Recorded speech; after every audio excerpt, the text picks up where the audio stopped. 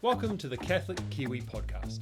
In these episodes, we're going to be exploring interesting stories about faith, mission, and ministry from interesting Catholics, both those who live here and those who are visitors to these shores.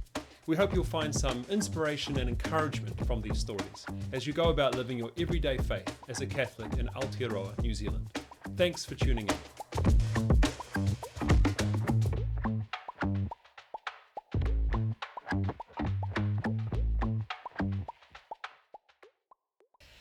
Kia ora. Welcome everyone, and thank you for joining us here on the Catholic Kiwi Podcast. We do appreciate your company. Our guest on this episode is Sister Lauren Butler, a Carmelite Extern Sister who lives in Christchurch, in one of two Carmelite monasteries we have here in Aotearoa, New Zealand. Sister Lauren, welcome to the show. Thank you for having me. Sister, for many of us, the Carmelite order holds a particular fascination, and I have many questions about your life today, and I know you'll be generous in sharing your story, but let's start at the beginning. Let's go back to the little Lauren Butler, where you grew up. Anything about your family and your faith in those early years? Yeah, so I grew up in Temuka and have great memories of going to Mass regularly with my mum on Sundays. And so she's been a great foundation and example for me. And I was also taught by Josephite sisters at St. Joseph's Primary there, and also have memories of going to early morning Mass in their St. Mary MacKillop Chapel there, which is a great memory for me. Yeah. And so moving from primary school years to the teenage years, can you remember if your faith was starting to stir a bit more in you, or was it just a case of being a fairly typical teenager? I think I was probably a typical teenager. I went to Temuka High School there, and faith wasn't so much in my mind, to be honest. And I left home at about 18, and to be honest, going to Mass on Sunday wasn't on my radar. You know, it wasn't that I purposely rejected the faith or didn't believe. It's just that suddenly everything else was much more exciting, and Sundays were just another exciting day to do something new. So my faith drifted a lot in that time. Yeah. You shared some notes with me before this interview, and I just want to pick up on that you received the sacraments of initiation growing up, but you thought that they were almost like a gift received that you had not yet unwrapped, and that's rather lovely. Yes, and I think that's definitely it. I think God is a patient God, and that this beautiful gift is implanted through our parents' example and through teachers. But I think there needs to become a time where we take ownership of it ourselves. And I think in my teenage years and 20s and even early 30s, I wasn't ready to open that gift. But it was sitting there waiting. You know, God is a patient God who waits for us. And eventually it blossomed. Yeah. It's beautifully reassuring, isn't it? So that those of us raising children in the faith who feel a little bit frustrated that they may not be seeing the fruits of that faith, we know the foundation is there. We know that the seed has been sown and that it can flower at any time. Yeah. Did you embark on any further education beyond high school? I did very well in art at school, and quite creative person. When I left school, I did a design course at Aoraki Polytech in Timaru, and that was with a view of going into advertising. But what sort of struck me with having done that year course was it was more about sort of what the client wanted, and it sort of didn't resonate much with me. And it wasn't till later that I learnt the freedom of exploring your creative side for God, and that sort of resonated with me more, but much later down the track. Right. Yeah. And in Christchurch at this time, and then what? That was in Timaru. Oh, that was in Timaru. Yeah, and I moved to Christchurch a bit later, yeah. And I understand that you spent a number of years in security at Christchurch Casino. I imagine people who speak to you about this have the same look and sound as I do, quite incredulous. But tell us about that experience. Yeah, so my main work in my life has been 16 years in the casino industry, and I never expected to be a Carmelite sister from that. But it was a great place to work. I really enjoyed it. I thought I would probably be there for the rest of my life. I started off as a croupier on the tables for a couple of years and then advanced into surveillance work. And that's where we monitor the casino operations, all that happens in the casino from a monitoring room with cameras and technology and things like that. And I worked with a small team there. I was a shift manager and also the training manager. And I really enjoyed my time there. It was a good place of friendship and integrity. We were a department that had a lot of integrity. And I enjoyed looking out for things like problem gambling and always the unexpected things that happened on shift was a great experience. Yes, the problem gambling. I can imagine you saw the sad effects of that on people. Yes. And did you have any role in getting alongside those people at that stage, or was it just a matter of reporting? Yes, our role was more observing and noticing changes in behaviour that were concerning for us, because it's very difficult to tell whether harm is being caused or not. A small amount for some person might be too much, but for another person much more is not a problem. So it's determining whether harm is being caused and looking for changes in behaviour. And so I really loved, and I still love to this day, just people watching, and noticing changes in them. And in our case it was if we were concerned about those changes, we had a responsibility to act, and that was went to the security manager to follow that up. So I didn't deal with them one-on-one. And during those 16 years, how about your faith? Did you ever feel that the faith may be kindling in you at any stage? I think the surveillance department was a great place where my Catholic values were exercised well. It was a place of integrity, and I had a great boss there.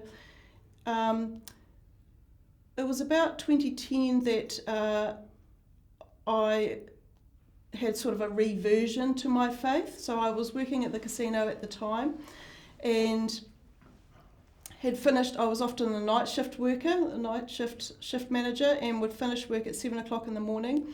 And I was at home folding towels in front of the TV, on early morning TV. And the Good Morning program was on at that time. And 1 minute it's advertising blenders in the advertorial, and the next minute there's this Catholic priest there, and I was really struck by the contrast of this advertorial. But anyway, Father Alan Jones started talking about the distances that St. Paul had travelled to spread the faith. And just something really sparked in me, like, gosh, what would give somebody the motivation to do that sort of thing? And he started to talk about these booklets, what do Catholics believe? And I was sitting there thinking, well, what do Catholics believe? Because nothing that I knew or understood at that stage gave me that fire in my belly, that flame of motivation that St. Paul had.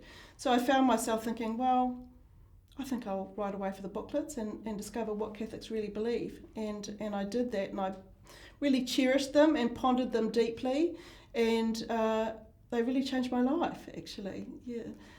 It's extraordinary what a TV program can do in yes. any given moment. Yes, that's right. I'll just mention to our viewers that the Catholic Inquiry Centre is there very much to answer any questions you might have in the faith.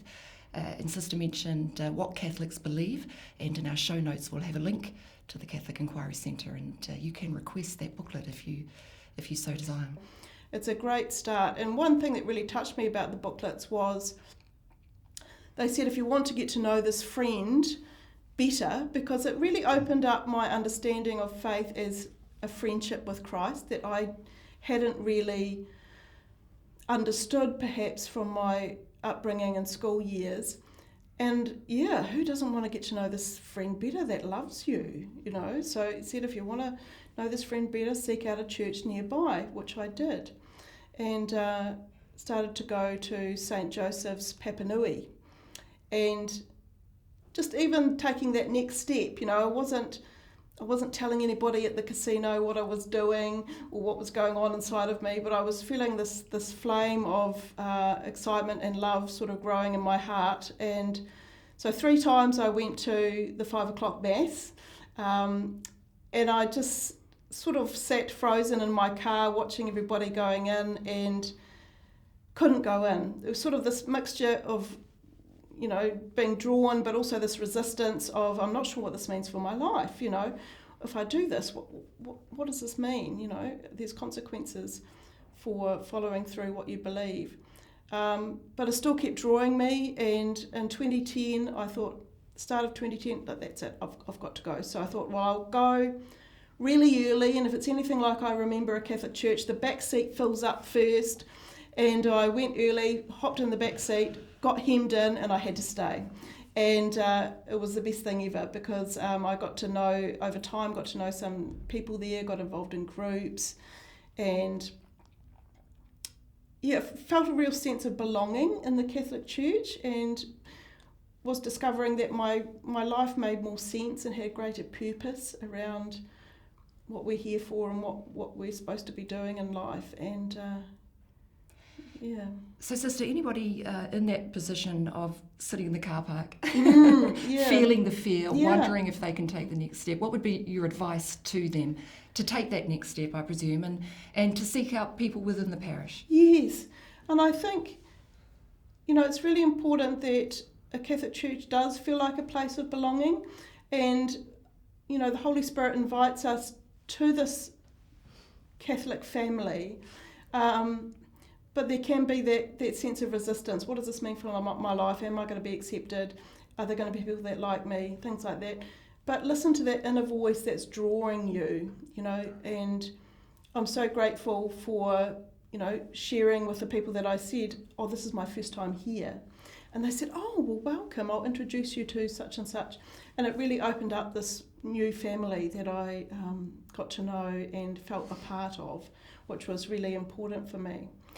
And what tips for those within our parishes who are welcoming newcomers like you? We don't want to come on too strong and scare people off. Yes. What would your advice be to parishioners? Is it just that sense of welcome, coffee even? Yes, coffee is a great thing. I used to call it my coffee shop ministry when I was a pastoral worker, because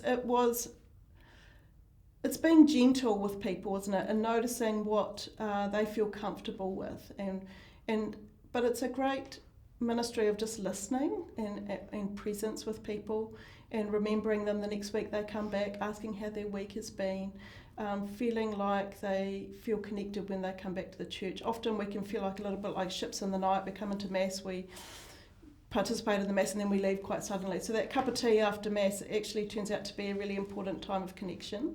Yeah. That sense of community, as you were saying. Mm-hmm. So, Sister, just take me back a little bit.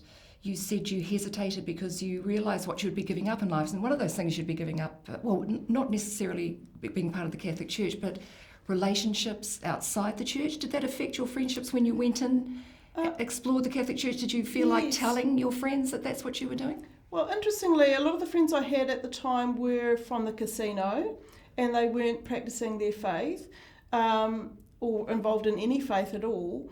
But you know, on the night shifts, on the small team that we often had discussions around the meaning of life, you know. So there was, I noticed in them a curiousness about what I was doing. So eventually, I shared with some of the people at Surveillance what I was doing, and they were really supportive, actually, and really encouraging, and that gave me sort of the freedom to be who I was, actually. I think that's what I discovered more about who I was becoming and what I was made for, yeah. So how many years ago would that be that when you're in the casino? I finished at the casino in 2013. Lovely. So there was sort of about 3 years where I was coming back to my faith and then exploring a religious vocation. And you mentioned to me before that Edith Stein was something of an inspiration too? Yes. So what happened in St. Joseph's Papanui was I was going every Sunday and really enjoying it. It became too long between Sundays, actually, and I felt really drawn to go to Mass after each night shift. So I'd finish Mass at the casino at 7 o'clock in the morning and go to adoration and Mass on the way home. And that following year, Father John Adams, now Bishop John Adams, was appointed to that parish. And he stepped out in front of me one day after Mass and said, "Oh, would you like to catch up?" And I didn't realise he was the vocations director at the time. But he was very good to me. We started to meet often. He'd lend me books and answer my many questions. And a book that he lent me was on Edith Stein. It was her life and thought of Edith Stein, who was a Carmelite martyr. And I was really struck by her search for truth. Who are we really at the core of our being? And she was a great philosopher, but she found her truth actually in the person of Jesus Christ and following him more closely. And she went from a very intellectual sort of life to becoming a Carmelite, and sort of the sense of giving her all to God in the radical life of a Carmelite. And this really appealed to me actually, and Father John was sort of like, oh, do you think maybe God's asking more of your life? And I'm like, I don't think so. I really didn't have a particularly holy life. I'm not the typical, my life hasn't been a typical preparation for that. So,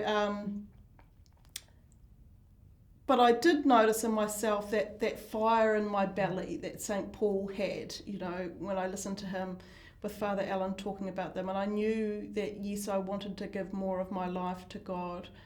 And when I thought about what the Carmelites do, there was this curiosity, this fascination with, I wonder. And so he took me out there one day and introduced me to the prioress out there, Sister Dorothea. Gosh. Just going back to your point about feeling not holy enough. Yeah. I think many of us feel that, but if we look at Christ's apostles, of course, they were all a bit of a motley crew, That's weren't they? right. And I think nothing's wasted. I remember Father John always saying that, nothing's wasted, because I've had relationships, I've, worked at the casino, I've done lots of interesting things, travelled and things like that, but it all forms you and prepares you actually for God's master plan. And it's like this beautiful jigsaw coming together. And but yes, I was certainly the most unlikely candidate, I think. Well, we're all sinners. Yes. Sister, aren't we? Yes. So the Carmelite order, so it was really Edith Stein's inspiration. Had you not read that book, would you have explored other orders, do you think? It's hard to know. I know when I sort of acknowledged that I think I wanted to give myself a religious life, knowing a little bit about other orders. But for me, it was only ever the life of prayer that just really appealed to me. The sense of absoluteness and enclosure was actually very encouraging for me. Yeah. How did your mother take this decision to? Yeah, I think it's hard for my mum, because my choice and my decision to follow Christ in this way also affects other people, and I think I'm very conscious of that. So I think it can be tough for her at times, but she's very supportive and encouraging. Yeah. Lovely. Talk us through that initiation into the Carmelite order, how difficult it was or how easy it was, how it did it surprise you, in what ways? When I entered as a postulant as an enclosed sister in 2013, and found it very difficult because I'd really, as Peter did, I dropped my nets, I sold my house, I left my well-paying job, I gave away all my possessions and put all my eggs in one basket, and God says, look, it's my plan, not your plan, and my eggs got a little bit scrambled. And I think, God was really drawing me to a greater maturity of faith, because what I found, I went to the Carmel to find a greater relationship with God, and actually I found a lot of desolation, and I found that God was very far away. I found I struggled with my identity of who I was, because who am I now if I'm not defined by my work and my possessions and the car that I drive? Sort of, you're stripped back of who you really are. And you see yourself in a whole new perspective, and it's quite shocking and quite overwhelming. But like Edith Stein, God calls us to truth. And when we see ourselves for what we are, that's actually a moment of growth. But in myself at that time, I was very resistant and didn't understand what was happening. It was sort of like St. John of the Cross, that dark night experience. I really understand it now from that experience. But at the time, I didn't know what to do or how to react, and I ended up leaving after 6 months. And it was a lot harder actually leaving, because I really didn't know what the future held, and I just was quite focused and thought, I just have to do the next obvious thing. So God really takes your yes and he stretches it, I think, because I learned to really trust that God has a plan, and for me to be more surrendering to that plan and just focusing on just doing the next obvious thing. So I got a job with Father John as a pastoral assistant in St. Joseph's Parish, and I did a diploma in religious studies in the pastoral ministry stream. And there I worked for 8 years in liturgy at RCIA, running alphas. I also led a small group course called Seasons for Growth, which is about change, loss and grief. I delivered those around the parishes, and I really enjoyed the work. Just going back to that dark night. Yes. So that was 6 months. Yes. of wanting it to work. Yes. The support within the monastery, that was there? It was there, yes, but when you first enter, it's a very confusing time, and everyone experiences a tough time, but I think parts of me were very resistant to surrendering to this new plan, or the new way that God was communicating himself to me, because I didn't recognise it. It's almost like they talk about the dark night, God being so close you can't actually focus on him, you can't see him. And I think that was like that for me. So I knew that it shined a lot of light into parts of my psyche and deep dark parts deep down that I needed to look at. So in fact, when St. Teresa talks about the room of self-knowledge in the interior castle, she says, yes, find that room and return to it often, because that's who we find out who we really are. And I was doing that, and it was quite painful. And you were doing it in a very quiet, very ordered environment. Most of us are in a very noisy environment. Yes. What advice do you have for us to try and find that interior castle amidst the noise? Yes, it's, silence is a beautiful thing, but I notice it's quite absent in our world today. And to really cherish that silence, maybe going to Mass before, a lot, 10 minutes or half an hour before Mass, and really relishing a silent environment, making a place in your home, something like that. But a lot of us find it uncomfortable to sit in that silence, and we want to fill it, whether it's prayers from other people's words, but actually St. Teresa was just about look at God who's looking at you, when you understand each other, and you don't need words actually. But there's a lot that goes on, and to allow that to happen. Yeah. Yes, most of us sort of get through halfway through Our Father and are starting to think, now what time do I need to be there? Yes, that's right. So it is a discipline, isn't it? It is, yeah. But not trying too hard almost, and allowing God to do some of that hard work, that's I suppose. Right.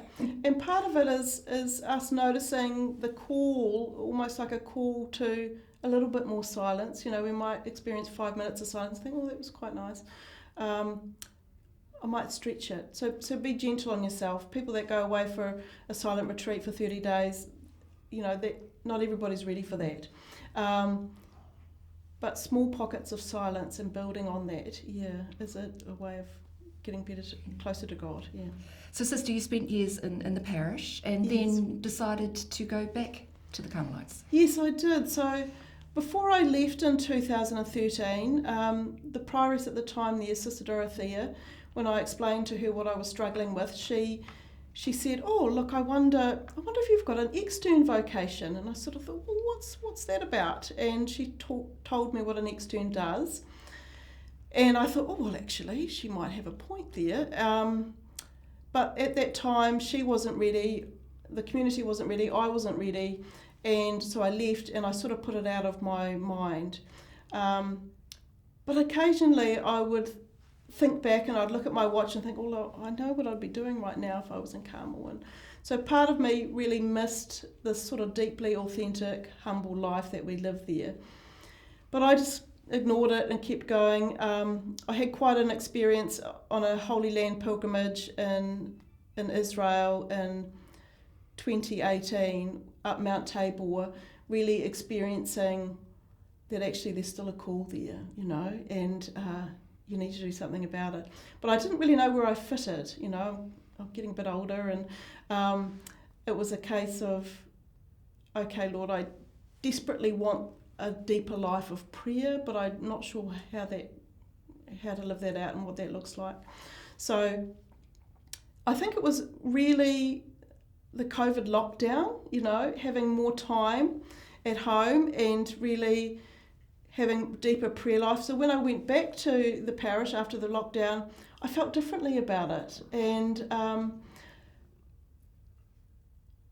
the thoughts of the extern life and Googling a bit more about what that was about, I thought actually, I was really struck one day with the fact that all my life experience up to that point, quite variety of life experience, was all perfect formation for an extern sister. My parish work, even 16 years at the casino, was sort of like this wonderful jigsaw that God was bringing together, all these different elements, that this was his master plan all along, and I never expected it. Even the dark night experience helped me understand what life inside the monastery is like, helped me work on myself a bit more, and helps me accompany others more authentically as well. I'll come back to ask you exactly what an extern does, but can you talk us through a typical day in the Carmelite Monastery? Yeah, so our life is a life of prayer. So in the monastery, we pray for approximately about 5 hours a day. So we notice, like in the world, sort of prayer is something that we squeeze in around our work. Our work is our main priority, but in the monastery, prayer is our work, and that's our main priority. So whatever we're doing, when that bell goes, we drop what we're doing and return to prayer. And living that authentically. So we pray 7 offices of the Divine Office, sort of scattered throughout the day. We have 2 one-hour blocks of silent prayer, which is my most favourite time. And we also have Mass each day, and we also have 2 one-hour blocks of recreation. So it's not like we're going to be playing ping pong or something like that. We're normally sitting together as a group around the fire doing crafts, and we're able to talk at that time. All other times we're silent. So what we notice is we have these 5 hours of prayer, but a life of prayer sort of permeates through the whole day. This loving closeness with the Lord that we experience all day, and we bring people's prayer intentions into that contact us, but we also are praying for the world and our church and our local diocese as a whole as well. Yes, I think many would ask, if you're not active in the community, what is the fruit of the contemplative order? Yeah. But in fact, it is prayer for the world, yes, for the community, for outside the walls of the monastery. It's trusting that our quiet, humble life of prayer behind the enclosure is what St. Therese would sort of call like the engine room of a car. The car moves, we know it moves, we know the engine is there, you don't always see it, but it is having a difference. So I trust all those quiet little sacrifices that we do, that nobody knows about except our Father, that it does make a difference. And what's interesting about a life of prayer is we don't always know how those graces have been used. And sometimes we hear results of prayer intentions and are quite consoled by those, but often we don't. We don't know. So it's that faithfulness without knowing how God uses those, but to know in our heart and to trust that it does make a difference. Yeah. Sister, and what about relationships within the convent, living with other women 24/7? Yes. That must have its trying moments as well as its many joyful moments, I'm sure. It does. Community living is one of the greatest joys and also one of the greatest challenges, but it's a real testing ground for the authenticity of our prayer, because I can't pretend I'm all holy for 5 hours a day and then as soon as I leave the choir I bite the head off a sister. That's not authentic, is it? It hasn't changed the type of person I'm becoming. So St. Teresa was very much around our community life and accepting and loving each sister with their frailties and different personalities is how we live out our life. It's our testing ground for our faith. Yeah. Wonderful. And as an extern sister, so you bring special qualities to your role, and they are clearly a very social extrovert sort of personality. Would you describe yourself as an extrovert? I'm not sure I would, actually. I really, what I love about an extern is that I have this sort of mixture of life where I'm the link between the world and the sisters. So I'm often the person that you will meet when you come to the monastery, what we call on the turn. So if people come to the turntable with prayer intentions or picking something up, I'm on the public side for Mass. I also take sisters for medical appointments and things like that as well. What I love is, so I have this mixture of a deep prayer life inside, which really charges me up, but also this sort of vocation within a vocation of being able to share this warm gospel welcome with everybody that comes. And it seems like a nice complementarity of roles where I get life-giving opportunities from that, and the sisters also get to live more fully their contemplative life, which is life-giving for them. And when you are in the outside world, are you wearing a habit? Or? Yes. And what sort of reactions do you get, sister? I get lots of mixed reactions, but most people are really positive. I remember being in a haberdashery store matching some cotton to some fabric, and a security guard coming up to me, and I thought, oh my gosh, I've done something wrong. And no, she shared all about her life. She was raised a Catholic and had been away from her faith for a long time. Whether it's at the petrol station, getting my warrant, all different opportunities of evangelisation, and most people are really positive. One of my most favourite examples is I also get to take, sisters for medical appointments, but I also can take our cat for a medical appointment, our cat Sophie, and most unusually I've even taken a chicken for medical appointments. So that was unexpected. The poor chicken had jumped down with great gusto from the perch and hurt her leg, so I had to take her to the vet. And walking in there dressed like this with the chicken, full of men with their dogs in the waiting room who wanted to have her for dinner, and there was a great connection there with the people there. So what I love about extern life is that you're never quite sure what is going to come up. Yes. And I think that's actually how the casino formed me in a great way, because we have some very interesting people that visit us, and it's formed me to respond more positively to the interruptions, to the variety of people that come to see us, and it's been a great formative thing for me. Yeah.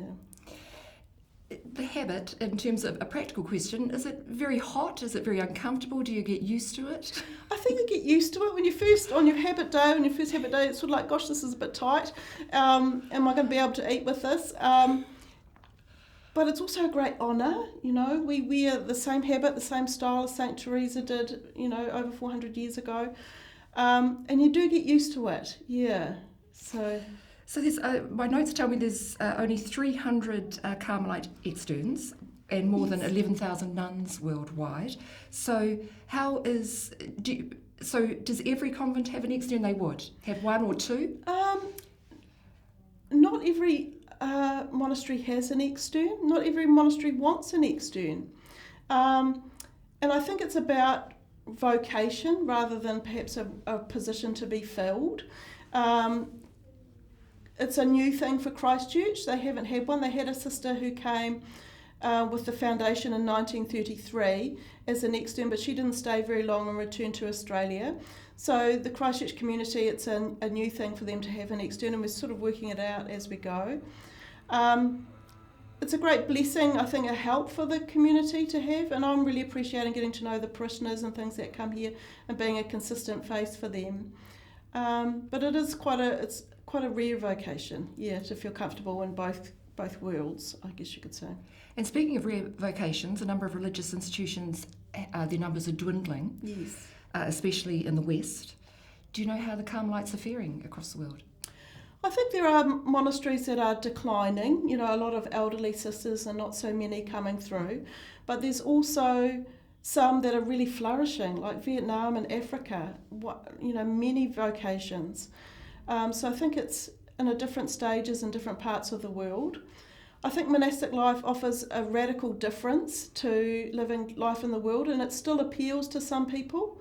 And God doesn't stop calling, but sometimes we're not always able to hear the call or feel free enough to respond to it, perhaps.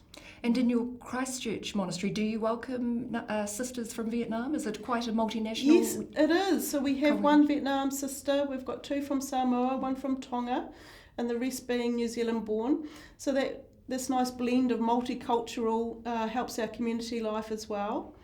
So yeah. Lovely. And do you get to travel to the other monasteries around the world? Is that an option? Can you apply to do that? An extern normally stays in her own Carmel, but because I'm not bound by enclosure, I can travel for things for a work purpose only. So coming here to Auckland to do this interview today is the first time I've travelled a greater distance in the last 4 years, so that's a nice treat. I'm grateful to have you, sister. And you wrote recently about your role as a spiritual director. Can you help us understand what a spiritual director does and who might avail themselves of that direction? Yeah, so a spiritual director is really a great listener, I think, because a spiritual director, when they sit with someone, they're very conscious of a third person being in the room, and that is Christ or the Holy Spirit, because they are ultimately the director. So they're listening with a deep heart around what God is doing in someone's life. I mean, I've known from experience, I've had different directors throughout my journey, and I've just really appreciated a safe, secure environment to share and to really bring attention to what God is doing in our life. It's sort of like been described to me like panning for gold, the little gold nuggets, when we bring them to the surface and really examine them and cherish what God is doing in our life, because God is working, but sometimes we're not always paying attention. So it's spiritual direction, something I encourage for everyone who wants to start paying more attention to how God is working and to growing more in the spiritual life. So as an extern, that's something that I'm able to offer. I trained as an Ignatian spiritual director before I came in, and that was part of my journey to discover my own call that was still there. And since being in the monastery, I've also done a Carmelite spiritual direction course from the UK and have some capacity to meet with people and accompany them in their spiritual life at Carmel as well. Lovely. Thank you, Sister Lauren. I've got a final 3 quick-fire questions. Just before I ask you these, do you mind me asking where you are in your vocation now? Are you content? You talk about the Lord's plan being revealed to you just bit by bit, yes, rather than looking too far into the future. So I appreciate that. But are you content with your life as it is at the moment? I am. I'm about halfway through the formation stage of a Carmelite, which is between 9 and 12 years. And I've found a deeper peace and deeper contentment than I ever thought that I would. So there seems to be a right fit for me, and I think a good fit for a community, because it's a discernment on both sides. Am I called to Carmel, and am I called to this particular Carmel? It's things to be decided together. But I'm feeling very content, and I'm always open to the God of surprises, open to the possibility that he brings each day. When I sit in my morning prayer with my hands open, think, yes, Lord, whatever your will is for me today, and being really open to how he replies. Yeah. It's all about surrender in that sense. Yeah. Here's the quick fire questions we ask all our guests when they get through to the end of the interview, so well done. Thank you. I think I know the answer to this one. Who is your favourite saint and why? Well, I'm going to throw a curveball and say, I don't know if people have heard of Solanus Casey. So he is, he's a Franciscan that was God's doorkeeper. And I think he's a great example for me as an extern, because he was sort of put on the door as this sort of side place to be. Got to find a job for him, but he made this wonderful ministry out of him. So this sort of putting him to the door was part of God's plan for him, and he responded generously to that and had this wonderful ministry. So I have a little relic of Solanus Casey that I touch when I meet with someone in tricky situations and ask for his help. And he always had a great model of trust God, thank God ahead of time. So he had this trusting in that God will work it out, and he listened deeply to people's prayer intentions and trusted for God, bring it to God and trust in him to work it out in his time. What's a quirky Catholic habit that you secretly, or not so secretly, love? Yes. There's so much to love in the faith, isn't there? There is, and something I really love and that's developed in my life. So at the end of our day, a Carmelite goes back to her cell, which is her bedroom, her private space. And I love getting into bed each night and really reflecting on how the day has been. And I have what I call my Lord's Lucky Dip. So I have beside my bedside table a book called Divine Intimacy, which is written by a Carmelite priest. It has short reflections on it. So each night I sit and I ponder how my day has been and what the challenges and joys have been. And I ask the Holy Spirit to guide me, and I just open it randomly. And how often it is absolutely perfect for what I'm experiencing or what I'm being invited to. So my Lord's Lucky Dip, I invite people to trust in the Lord to try something like that. Wonderful. And finally, Sister, what song or hymn stirs your Catholic sentiments? One that's based on the writings of Saint Therese, where she says, I choose all, I choose everything. And we sing it especially on her feast day, and I sometimes sing it in my heart because, God's plan is better than ours, and I choose whatever he calls me to each day, and I come with my freedom to do that, and I trust in his plan. So I choose all, I choose everything that he plans for me. Sister Lauren, what a pleasure and what a joy to meet you, to have the privilege of chatting with you. Thank you for being so generous with your story. Thank you for having me. Lovely. Thank you. And thank you to our Catholic Kiwi podcast listeners and viewers. Do join us again next time.